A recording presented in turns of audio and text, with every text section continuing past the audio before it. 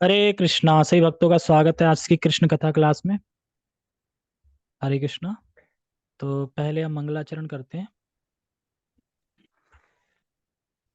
ओम अज्ञानतिमिरान्धस्य ज्ञानञ्जनशलाकया चक्षुरुन्मीलितं येन तस्मै श्रीगुरुवे नमः। श्रीचैतन्यमनोभीष्टं स्थापितं येन भूतले स्वयं रूपः कदा मह्यं ददाति स्वपदान्तिकं।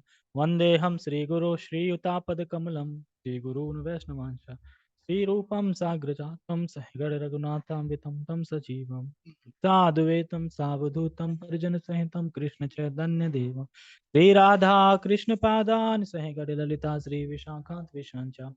हे कृष्ण करुणा सिंधु दीन बंधु जगतपते गोपेश गोपिका कांता राधा कांता नमस्तते।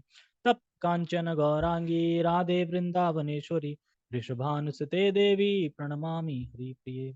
वाञ्छा कल्पतरुभ्यश्च कृपा सिन्धुभ्य एव च पतितानां पावनेभ्यो वैष्णवेभ्यो नमो नमः। जय श्री कृष्णा चैतन्य प्रभु नित्यानंद श्री अद्वैत गदाधर श्रीवासादि गौर भक्त वृंद। हरे कृष्णा कृष्ण कृष्णा हरे हरे हरे राम राम राम हरे हरे रामाय रामभद्राय रामचंद्राय वेदसे रघुनाथाय नाथाय सीताय पते नमः। नमो विष्णुपादाय कृष्णपृष्ठाय भूतले श्रीमते भक्तिवेदांत स्वामिनि इति नामिने। नमस्ते सारस्वते देवे गौरवाणी प्रचारिणे निर्विशेषा शून्यवादी पश्चात देशतारिणे। हरे कृष्णा। तो सभी भक्तों का बहुत बहुत स्वागत है आज की कृष्ण कथा में। तो हमने कल चर्चा की थी कि जो देवतागण हैं, खासकर ब्रह्मा जी, तो ब्रह्मा जी बता रहे थे कि जो लोग शास्त्रों को नहीं मानते हैं, मनोकाल्पनिक मतलब अपने मन से कल्पना बना लेते हैं कि भगवान ऐसे होंगे वैसे होंगे। जैसे शास्त्र में लिखा है भगवान प्राचीन है, पुरातन पुरातन है, तो वो मान लेंगे भगवान पुराने हो गए हैं, वृद्ध हो गए होंगे, बूढ़े हो गए होंगे, इस टाइप के। और विभिन्न विभिन्न तमोगुण रजोगुण सतोगुण तीन गुण हैं प्रकृति के। तो उनके आधार पे वो अपने अपने भगवान सबने बना रखे हैं, अपने अपने भगवान प्रस्तुत करते हैं। कोई अपना भगवान किसी को प्रस्तुत कर रहा है, तो अच्छा होगा कि आप स्वयं प्रकट हो रहे हैं। अब सारी कंफ्यूजन खत्म हो जाएगी, भगवान कौन है, कैसे है भगवान, भगवान का रंग कैसा है, रूप क्या है, ये सारी चर्चाएं हुई थी। और ब्रह्मा जी बता रहे थे कि अलग अलग कोट करके, जैसे कि भगवान का रूप कैसा है, इसके लिए उन्होंने ब्रह्म संहिता से कोट किया था कि भगवान कंदर्प कोटि कमनीय है, ये बताया था। तो ये सारी चीजें ब्रह्मा जी बता रहे हैं, देवतागण स्तुति कर रहे हैं भगवान की। ठीक है, तो अब आगे हम पढ़ते हैं कि आगे क्या है। ओम नमो भगवते वासुदेवाय। ओम नमो भगवते वासुदेवाय। नारायणं नमस्कृत्य नरं चैव नरोत्तमं देवीं सरस्वतीं व्यासं ततो जयमुदीरये। ठीक है, तो हमने कल यहाँ तक पढ़ा था, भगवान कृष्ण जो आदि भगवान हैं, पवित्र यदुवंश की रक्षा हेतु प्रकट होंगे। भगवान अकेले नहीं अवतार ले रहे हैं, वे अपने पूर्ण अंश बलदेव के साथ होंगे। यहाँ तक पढ़ा था। इसके बाद देव की, तो ये चैप्टर समाप्ति हो जाएगा। अभी थोड़ी छोटा एक पेज ही बचा है पीछे। इससे पहले मैं पढ़ूं, इससे पहले मैं आज सुन रहा था कि भगवान के नाम पे हमें किस हद तक श्रद्धा होनी चाहिए, किस हद तक। एक चोर था, डाकू था, डाकू डाकू से वो भक्त बन गया, और नरोत्तम दास ठाकुर का शिष्य था। यानी नरोत्तम दास ठाकुर के संग में आके वो भक्त बन गया, था डाकू।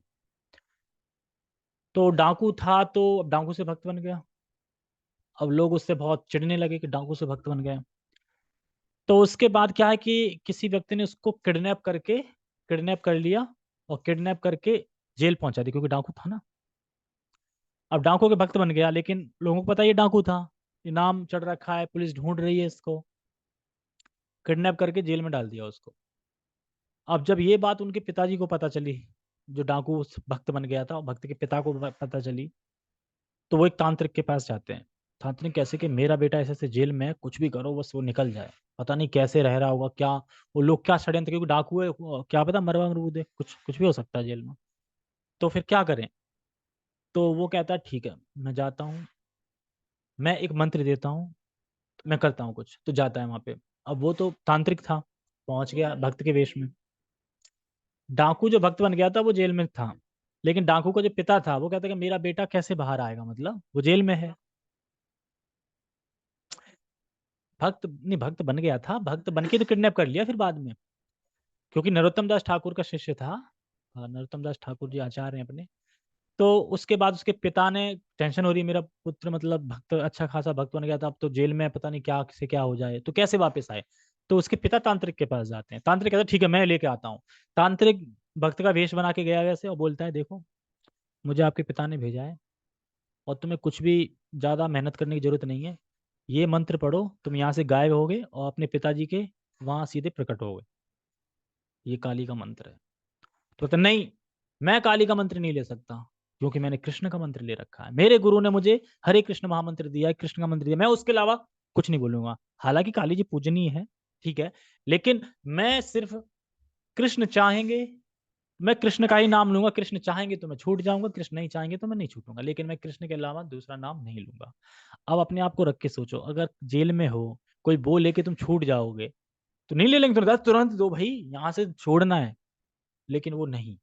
और फिर बताते हैं कि वो भगवान का नाम लेते लेते लेते लेते, जो जिसने पकड़वाया था वो प्रभावित हो गया, उसका हृदय बदल गया, और वो फिर आके वही छुड़वा देता है। तो कहने का मतलब यह है कि कितना, मतलब हद तक श्रद्धा थी भगवान के नाम में, क्योंकि उसे श्रद्धा थी कि मेरे गुरु ने मुझे जो नाम दिया है ना यही पूर्ण है।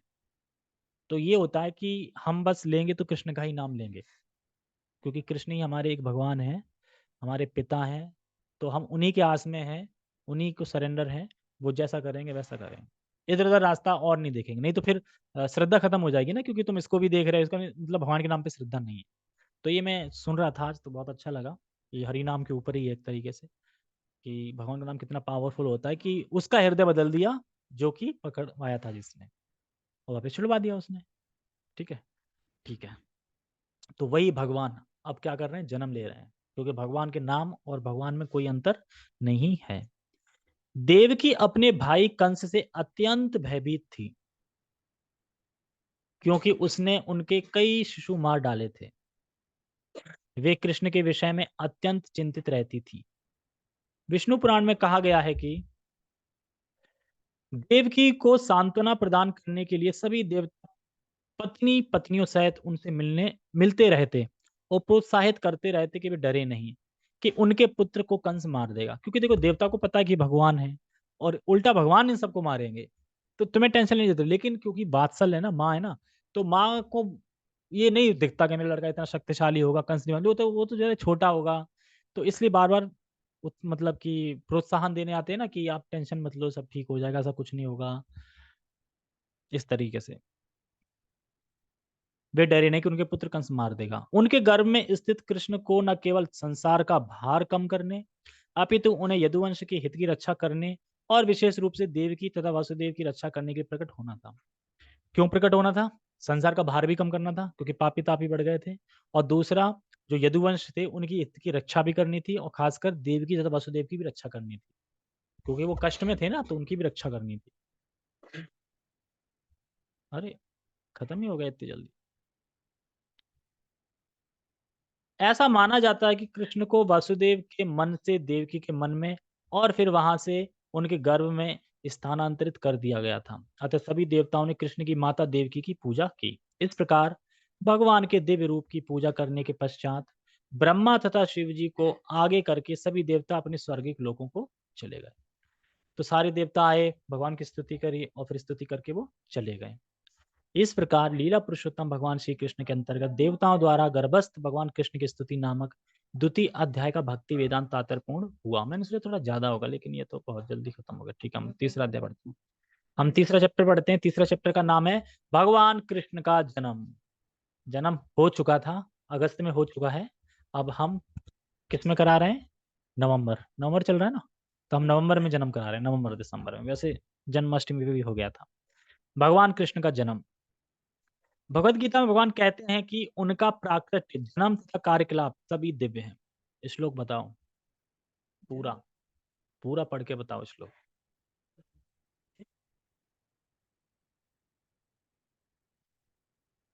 त्यकत त्यक्त्वा, बोला नहीं मैंने? तकत, त्यक्त्वा, त्यक्त्वा, त्यक्त्वा देहम, ऐसे करके। ठीक है, क्या है? जन्म कर्म च मे दिव्यम यो वेत्ति तत्ततः त्यक्त्वा देहम पुनर्जन्मम न ममेति सो अर्जुन, यही है ना? ने? हाँ, मे, हाँ, नेति ममेति सो अर्जुन। बड़ा डिफरेंट होते हैं श्लोक, है ना, लेकिन एक बार सीख लो सही से तो फिर रट जाते। ठीक है, तो इसमें इसका मतलब क्या है? जन्म कर्म च मे दिव्यम। हाँ, जन्म कर्म मेरे दिव्य हैं, जो इनको जानता है। यो वेत्ति तत्वता, तत्वता मतलब कि जो तत्व से जानता है कि भगवान कृष्ण एक मानव शरीर लेके भले ही आए हैं, लेकिन हैं भगवान।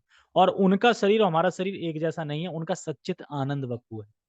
ठीक है, मतलब उनके, उनमें ऐसा नहीं कि उसमें कोई आत्मा है उनमें और उनका शरीर अलग है, आत्मा जैसे हमारा है, वैसे नहीं है।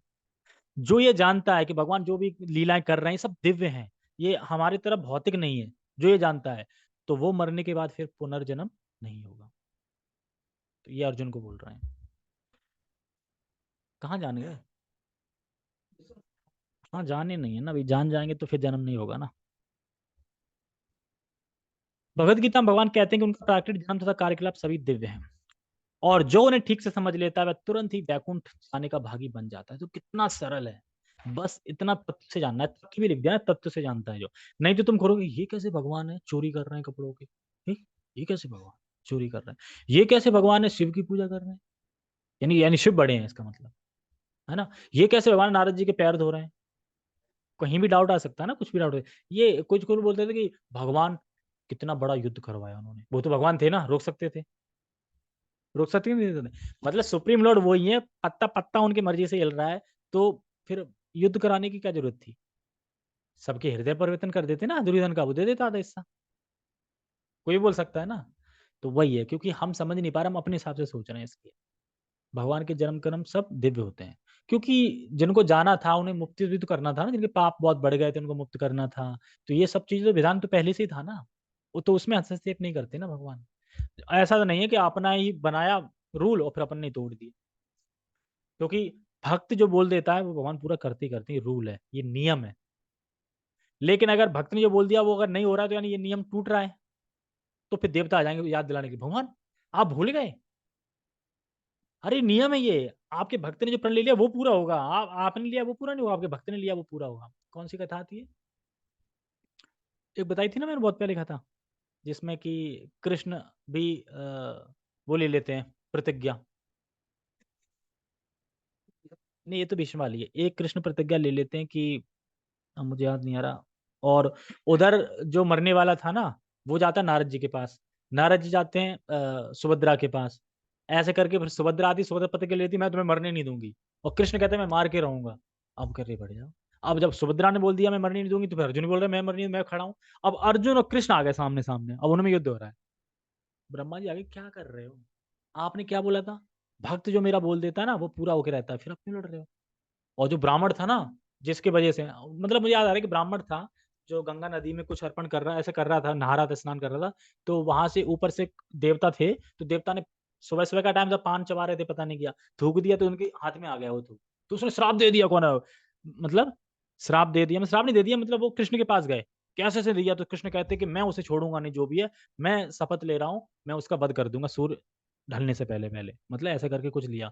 वो घबरा गया, जो था देवता, वो देवता नारद जी के पास गया, और नारद जी फिर ऐसे ऐसे ऐसे करके, मतलब बहुत लंबी कहानी है, पूरी स्टोरी सुनेंगे तो बहुत अच्छी स्टोरी है। रात को अंधेरे में सुभद्रा से बोलते हैं कि बहुत अच्छा दिन आया है, इस दिन अगर आप रात को अंधेरे में वहां पे यमुना के पास जाओगी, वहां जंगलों में कोई रोता हुआ दिखाई देगा, उसकी तुम मनोकामना पूरी कर देना बस। और पहले ही बिठा दिया था उसको, उस देवता को पहले था कि तुम रोते रहना, रोने से सही हो जाएगा, और रोने से मेरे प्राण बच जाएंगे। कह रहा आपको चारा भी तो नहीं, नारद जी जैसे बोल रहे हैं कर लेते हैं भाई, रोने से अगर हो रहा हो सही। तो अब वो अकेले बैठ तो गए, तो अब कह रहे पता नहीं, नारद जी वैसे तो अच्छे हैं, नारद जी झूठ तो नहीं बोल सकते। और इधर सुभद्रा को पूरा बता दिया था कि ऐसा टाइम आया है, इस टाइम पे अगर तुम किसी को सुखी कर दोगी, किसी रोते हुए को सुखी कर दोगे, बस हमेशा, मतलब जो कृष्ण है उनकी आयु बढ़ जाएगी, ये बड़े पता नहीं क्या क्या बता दिया उनको। वो देख रही मैं भाई के लिए करूंगी, क्यों नहीं करूंगी, भाई के लिए करूंगी मैं। और वो पहले ही रो कर रहा है, पर कोई मिलेगा। अब सुभद्रा कह रही है कि जंगल में रात को वन में कोई रोता हुआ मिलेगा। अरे मिलेगा, जाके तो देखो। नाराज मतलब दोनों तरफ ऐसे फिक्स कर दिया बिल्कुल। अब वो रोते हुए मिल जाते हैं, तो अब अंधेरे में अब दिखे नहीं रहा अंधेरे में कौन है, इधर वो भी नहीं दिख रहे। कह रहा अरे यार ये नारद भी क्या है, भेजा भी तो किसी स्त्री को भेजा भी, ये क्या मेरे प्राण बचाएगी। कह रहा अब जैसे भी भेजा देख लेते हैं। फिर बाद में पता चलता तुम्हें कि सुभद्रा है। जब वो बोलते हैं मैं सुभद्रा हूँ कृष्ण की बहन, तो जोश में आते हो और कहते हैं कि नहीं, मेरा सुख मतलब मेरा दुख तभी दूर होगा जब पहले आप ये वचन दे दोगी कि मैं मतलब मेरी रक्षा करोगी, आप चाहे कुछ भी हो जाए। मतलब पहली प्रण तो वो ले लेती है पानी। मैं वचन देती हूँ कि तुम्हारी मैं रक्षा करके ही रहूंगी, तुम बस बताओ। आपके जो भैया है ना, मतलब जो कृष्ण है ना, कृष्ण, तो कृष्ण ने ना संकल्प ले लिया मुझे मारने का। अब सुभद्रा सुनती है तो सुभद्रा डाउन और वो उठ जाता है ऊपर। अब सुभद्रा डाउन होगी, अरे मैंने तो वचन दे दिया, मतलब भैया से ही लड़वा दिया।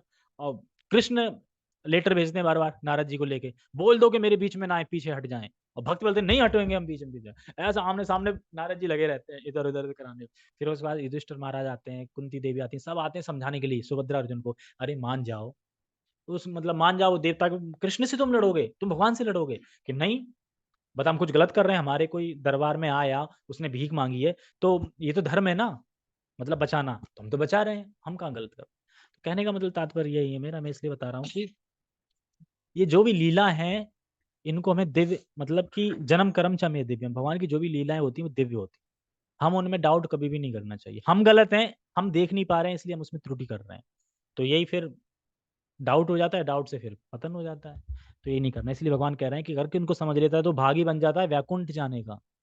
ज़्यादा कठिन नहीं है, बिल्कुल ईजी है। जैसे आज ही मैं क्लास में सुन रहा था, ये तो प्रभु जी का सुन रहा था पहले, कि प्रभु जी भीष्म पंचक का कुछ ना हमने कभी रखा है और ना हमें पता है। ना प्रभुपाद जी ने कहीं बोला के रखो। और फिर आज सुबह क्लास में बोल रहे थे सरप्रिया प्रभु जी भी, कि बुरा ना मानना जिन लोगों ने रखा है, लेकिन हमारे प्रभुपाद जी ने कहीं नहीं लिखा है कि भीष्म पंचक रहो। कहीं लिखा है आज तक गीता में कहीं आया है, या किसी अपन भगत ने अभी तक इतना पढ़ लिया है 4 स्कंद मैंने, कहीं नहीं लिखा है भीष्म पंचक भक्तों को रखना चाहिए। वो तो चतुर्मास, पता है चतुर्मास को भी करवा देते। जैसे एक भक्त थे ना, जो कि निर्जला, वो एकादशी में निर्जला रह रहे थे, बीमार पड़ गए थे, तो उनको खिचड़ी बना के खिलाई, बताओ। तो यानी सेवा जरूरी है, आप सेवा करो, सेवा करो, ग्रंथ पढ़ो और लेक्चर सुनो, ये प्रभुपाद जी ने बताया। पूरा मूड क्या है प्रभुपाद जी का, प्रचार करना, प्रचार मतलब कि भक्त बनाना।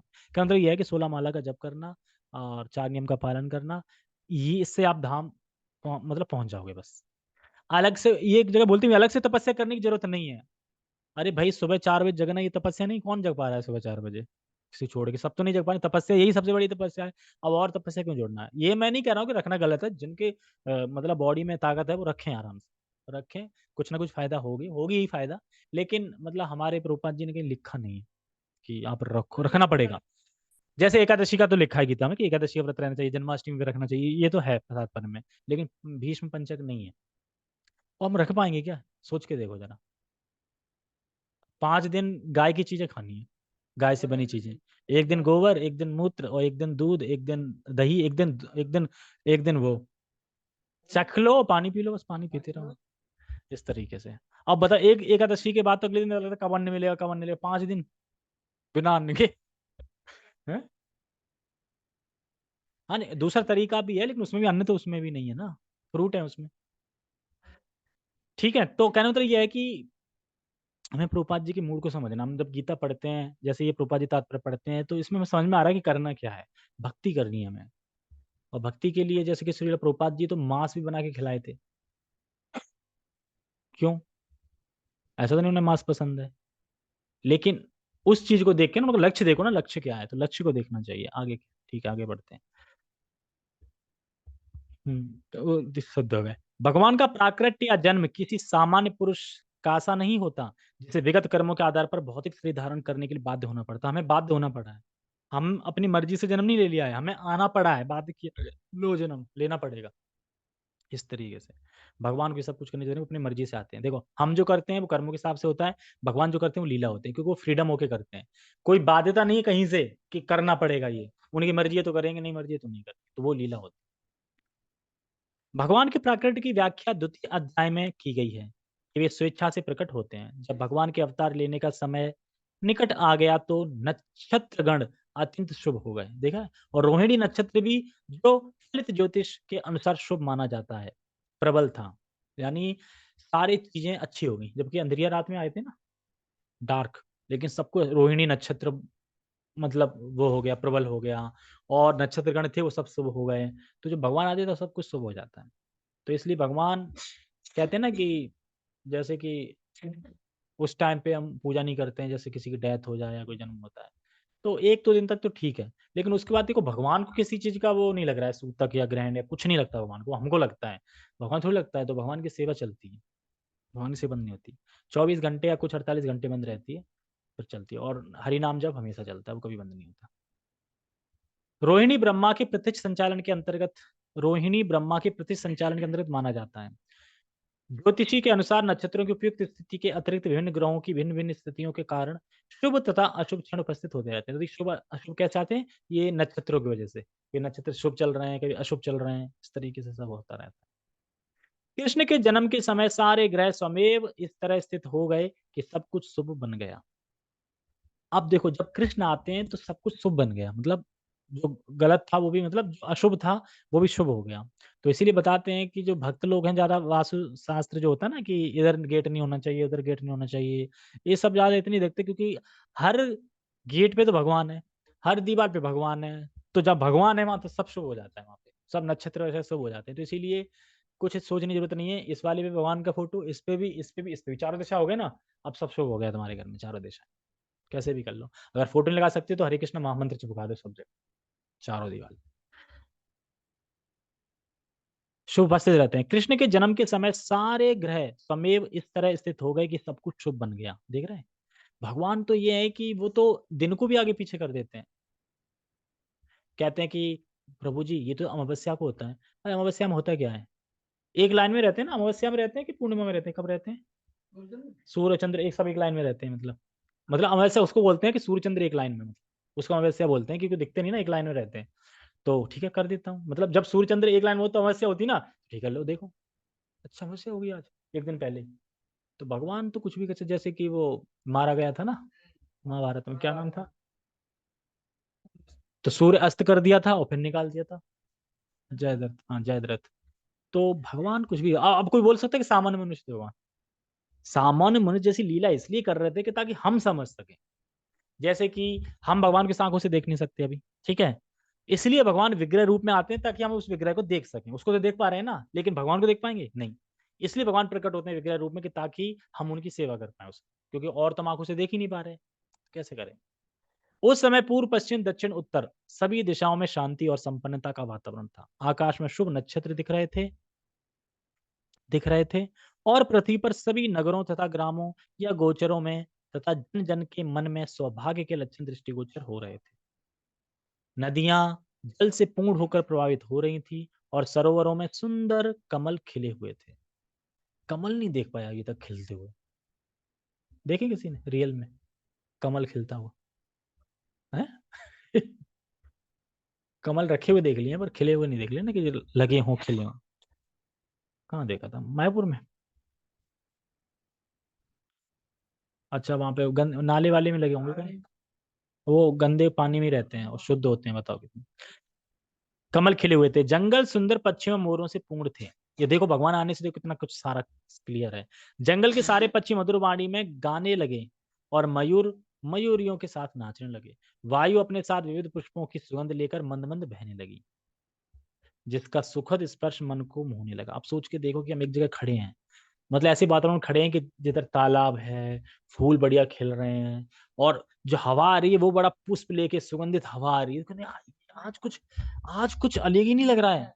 मतलब ये लगेगा ना आज कुछ अलग ही नहीं लग रहा है एकदम, मतलब खुशबू आ रही है, सब चैं चैं। मतलब कभी-कभी होता है कि बड़ा मौसम अच्छा लगता है कि आज दिन बड़ा अच्छा लग रहा है। जैसे कभी चाँद बढ़िया निकला हो, चाँद मन को ठंडक देता है, हमेशा याद रखना। चाँद को देख के ना टेंशन खत्म हो जाती है, सूर्य को देख के नहीं होगी। क्योंकि चाँद शीतलता देता है और सूर्य क्या करता है, वो टेंशन देता है। टेंशन मतलब कि लग जाओ काम में, सूर्य निकलेगा, दिन हो गया, चलो भागो, ये करो, वो करो। अच्छा जैसे ही शाम हो गई, रात आई, चाँदनी, मस्त नहीं के लेटे।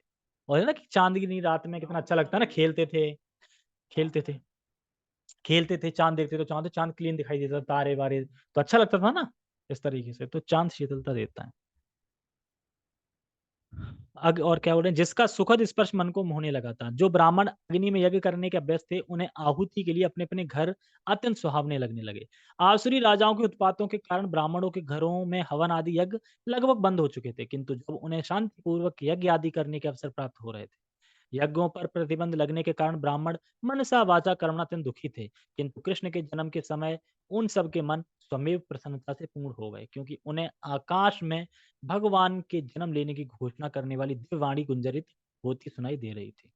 गंधर्व और किन्नर लोक के वासी गाने लगे और सिद्ध और चारण लोक के वासी भगवान की सेवा प्रार्थना करने लगे। मुझे लग रहा है कि बॉलीवुड के जो हीरो हीरोइन जो नाचते हैं, तो ये गंधर्व लोक से टपके हैं कहीं। गायन तो वही होता है, नृत्य गायन तो वही होता है ना? तो हो सकता है कि हाँ, तो आवाज़ अच्छी है, तो वो सब तो ये है कि देखो, कर्मों के हिसाब से मतलब देखो आवाज़ जो होती है, सब चीज़ें कर्मों के हिसाब से ही होती हैं। तो जिसका जैसा अच्छा है तो उसके हिसाब से, उसके कर्म के हिसाब से हो सकता है। नृत्यकी अभी अभी भी होते हैं ना? शादी-वादी में बुलाते हैं नाचने के लिए, तो मतलब गंधर्व लोग से ही आए, गंधर्व बोलते हैं ना? ठीक है, कहाँ पे थे? गंधर्व और किन्नर लोक के वासी गाने लगे और सिद्ध और चारण लोक के वासी भगवान की सेवा में प्रार्थना करने लगे। स्वर्गलोक के देवता अपनी-अपनी पत्नियों तथा विद्याधर अपनी-अपनी पत्नियों के साथ नाचने लगे। ऋषि-मुनि तथा देवता प्रसन्न होकर फूल बरसाने लगे। समुद्र तट पर हल्की-हल्की तरंगों की ध्वनि सुनाई दे रही थी और समुद्र के ऊपर आकाश में बादल थे, जो मोहक गर्जना करने लगे थे। यानी बारिश होने वाली है। जब ऐसा संयोग उपस्थित हो गया, तो घट-घटवासी भगवान विष्णु अंधेरी रात में भगवान के रूप में देवकी के समक्ष प्रकट हुए, जो एक देवी जैसी लगती थी। उस समय भगवान विष्णु के प्राकट्य की तुलना रात्रि के समय पूर्व दिशा में उदित होने वाले पूर्ण चंद्रमा से की जा सकती है। मान लो कि अंधेरी रात में कोई पूर्ण चंद्रमा प्रकट हो रहा है। इस तरीके से अंधेरे उस समय में एकदम चंद्रमा प्रकट हो रहे हैं, मतलब विष्णु, वो विष्णु फॉर्म में थे ना 4 भुजा में, तो एकदम जगमगा रहा था उनका पूरा वो। यहाँ यहाँ यह आपत्ति उठाई जा सकती है कि चूँकि भगवान कृष्ण अष्टमी के दिन उत्पन्न हुए, अतः उस दिन पूर्ण चंद्रमा उदय हो ही नहीं सकता। अष्टमी को होता है पूर्ण चंद्रमा? पूर्णिमा को होता है वो तो। इसके उत्तर में ये कहा जा सकता है कि भगवान कृष्ण उस वंश में उत्पन्न हुए जो चंद्रमा की वंश परंपरा में था। अतः यद्यपि उस रात्रि को चंद्रमा अधूरा था, किंतु के वश में ही भगवान चंद्रमा के वश में ही भगवान के जन्म लेने के कारण क्या? हाँ, सॉरी। चंद्रमा के वंश में ही भगवान के जन्म लेने के कारण चंद्रमा अत्यधिक प्रसन्न था। अतः भगवान कृष्ण की कृपा से पूर्ण चंद्र के रूप में उदय हुआ। वैसे नहीं हुआ, लेकिन भगवान मतलब जो चंद्रमा है वो उन्हीं के वंश में है। तो वो बहुत प्रसन्न था और प्रसन्नता के कारण वह मतलब पूर्ण पूर्ण हो गया भगवान की कृपा से। कामानिक नामक ज्योतिषी ग्रंथ में भगवान कृष्ण के जन्म के समय नक्षत्रों का अत्यंत सुंदर वर्णन मिलता है। उससे पुष्टि देख समझ में आ गया कि ज्योतिषी कैसे बताते हैं, नक्षत्रों से बताते हैं। जो असली ज्योतिषी होगा वो। इससे पुष्टि होती है कि उस शुभ क्षण में उत्पन्न यह शिशु परम ब्रह्म या परम सत्य था। जैसे कि आजकल के ज्योतिषी जो नकली ज्योतिषी होते हैं, उन्हें पता है कि कलयुग में लोगों का क्या हाल है, तो 2-3 चीज़ें सबके साथ होती हैं। तुम्हारा मन नहीं लगता? हाँ, बिल्कुल मन नहीं लगता। टेंशन रहती है? हाँ, बिल्कुल टेंशन, तुम्हें कैसे पता टेंशन? ठीक है, ये करो, लाओ इतने रुपए। तो मान लेते हैं लोग, ये तो सबके साथ ही ना, टेंशन सबको होती है, मन सबको लगता है। तो ये सारी चीज़ें कॉमन है और वो बता देंगे और मान जाएँगे और थोड़ा बहुत उन्हें आता भी है। मतलब आता मतलब कि थोड़ा बहुत इतना सीख रखा है कि समझ जाते हैं वो मतलब देख के हाल-चाल से। ठीक है, तो आधा घंटा हो गया है, तो हम अगले पेज से कौन-सा पेज नंबर है? पेज नंबर 29 है और पेज नंबर 77 है, तो इसको हम कल पढ़ेंगे। हरे कृष्णा। कल नहीं नेक्स्ट वीक। हाँ, प्रभु जी देखा है। क्या देखा है? देखा है। अच्छा कमल की बोल रहे हैं शायद, कमल देखा है। हाँ, हमने नहीं देखा। आप भाग्यवान हैं कि आपने कमल देखा है। पता है कमल ब्रह्मा की सृष्टि में नहीं आता, पहले से ही था। ब्रह्मा की सृष्टि बाद में बैठे तो कमल पे ही थे ना वो। ठीक है। हरे कृष्णा। जगतगुरु शील प्रभुपाद की जय। श्रीमद् कृष्ण कथा की जय। निताय निताय गौर परमानंदे। हरे कृष्णा। आज मैंने गैलरी नहीं करा था। ठीक है, अभी हम